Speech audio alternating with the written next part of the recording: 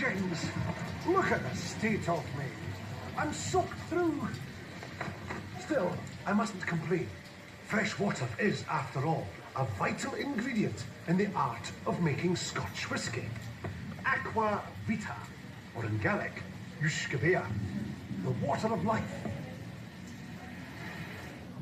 Another vital ingredient is barley, which is steeped in water and brought here to the malting house to germinate. The malt man turns the barley, allowing it to breathe and sprout.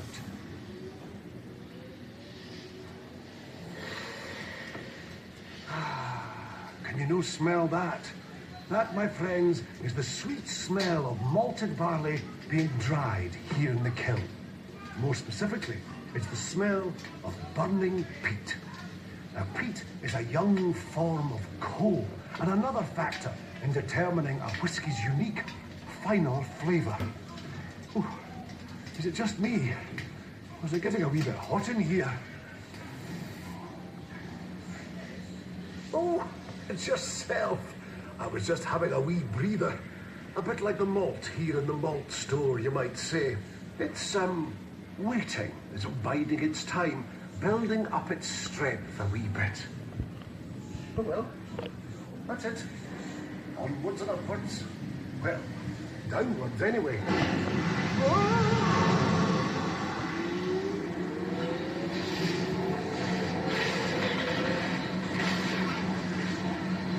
This is the milling machine.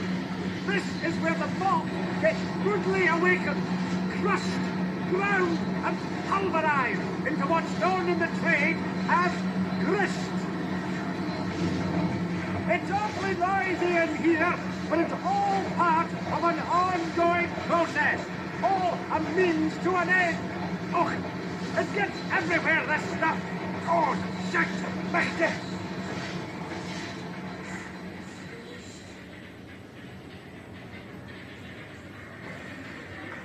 This is the mash tun, a container where we mix together the purest Scottish water with our grist from the mill. The sugar in the mixture is dissolved, producing a sweet liquid known as wort. The wort is then cooled, ready for the next stage. The residue left in the mash tun can be used to make animal feed. The wort might not look that special, but let me assure you, this will become pure liquid gold.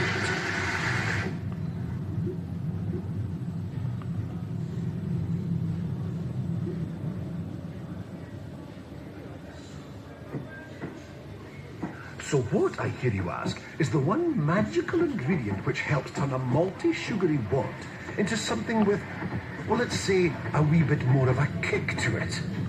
Well, the answer is right here. This is yeast.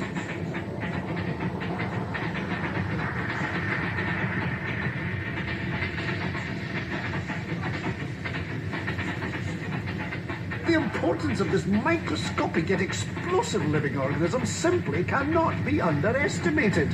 Amazing!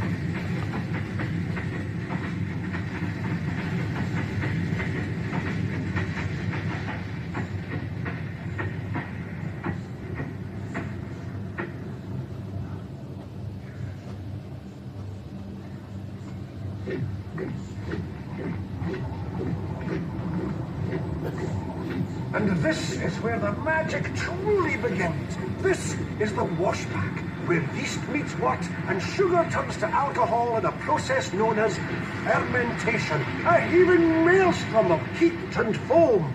And if the whole thing threatens to get out of hand and overspill, don't switch your blades above, or keep the whole thing in check.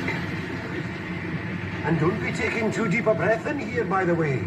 The vapours produced can fair pack a punch.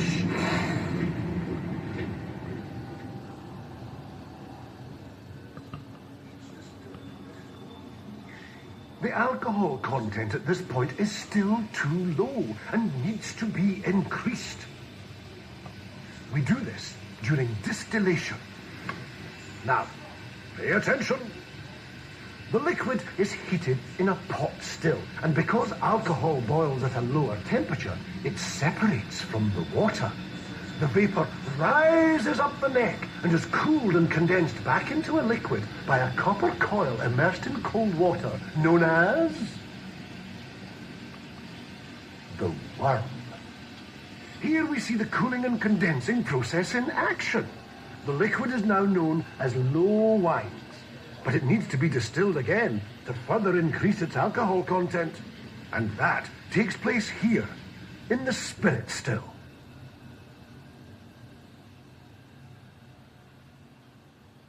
Each distillery has its own unique shape of copper pot still. Another factor in ensuring that each distillery produces its own unique flavour of Scotch whisky. By now, the liquid is so strong it has to be kept under lock and key by customs and excise. Here in the spirit safe, the still man weaves his magic by judging precisely when to send the first part of the run, or 4 shots, and the last part of the run, or feint, back to be distilled again. Meanwhile, the middle cut, or heart of the run, is sent to the spirit receiver. But it's still not Scotch whisky. Oh no, not for a long while yet.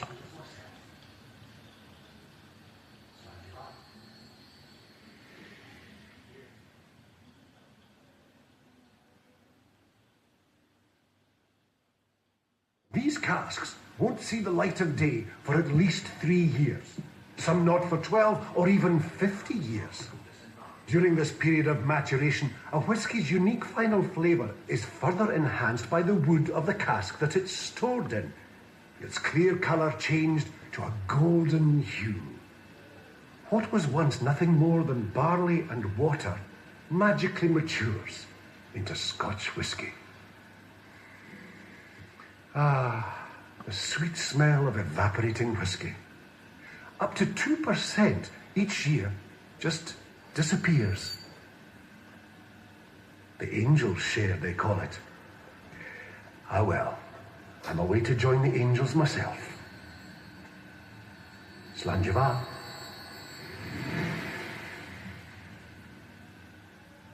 And that's the end of the tour. How was that? That was pretty good. Had lots of fun. Please wait for your car to stop before disembarking the ride.